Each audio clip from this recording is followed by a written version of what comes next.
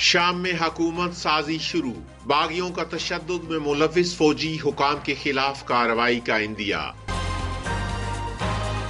अक़वाम मुत्तहिदा की सलामती कौंसिल के अरकान का शाम के सियासी हल पर जोर। सदर उर्दवान का शामी मुहाजिरीन की वापसी के लिए सरहद खोलने का ऐलान। वॉइस ऑफ अमेरिका वाशिंगटन से अहम खबरों के साथ मोहम्मद जलील।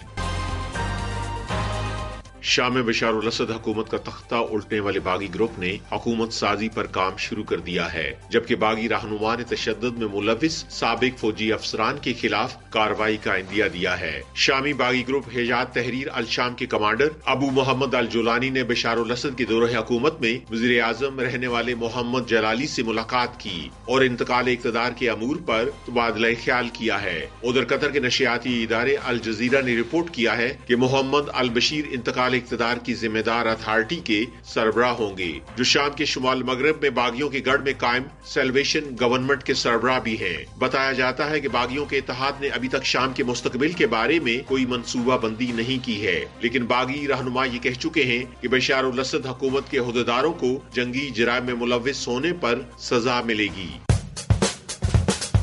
ये वॉइस ऑफ अमेरिका वाशिंगटन है।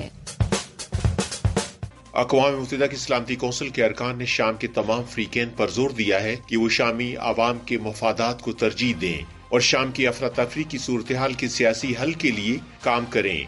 रूस की दरखास्त पर बुलाए गए सलामती कौंसिल के बंद कमरे में होने वाले इजलास में शाम की सूरत हाल पर मुशावरत हुई। बंद कमरे में होने वाले इजलास से पहले सलामती कौंसिल के रुकन ममालिक के कई सिफारतकारों ने मीडिया से गुफ्तगू में शाम के बारे में अपने मौक़िफ़ का इजहार किया। अक़वाम मुत्तहिदा में चीन के सफीर ने कहा कि हम सूरत हाल का मुस्तहकम देखना चाहते हैं और उम्मीद करते हैं कि जल्द अज जल्द एक जामे सियासी अमल शुरू किया जाएगा। उधर बरतानिया के मुस्तकिल मंदूब ने कहा कि शाम के मामले पर बहुत ज्यादा सिफारतकारी हो रही है और उनके बकौल इसमें सलामती कौंसिल के 5 मुस्तकिल रुकन ममालिक को भी शामिल करने की जरूरत है। तुर्की के सदर तैयब उर्दवान ने शाम में बशार अल असद के इक़्तिदार के खात्मे के बाद शामी मुहाजिरीन की महफूज और रज़ाकाराना वापसी के लिए अपनी एक सरहदी गुजरगाह खोलने का ऐलान किया है। दारुल हुकूमत अंकारा में काबीना के इजलास के बाद सदर उर्दवान ने कहा कि अंकारा शाम की तामीर नौ में हर तरह से मदद करने के लिए तैयार है। शाम में 2013 की खाना जंगी शुरू होने के बाद लगभग 30 लाख मुहाजिरीन ने शाम से फरार होकर तुर्किया में पनाह ली थी। उनमें ज्यादातर मुहाजिरीन सरहदी इलाकों में मुकीम हैं।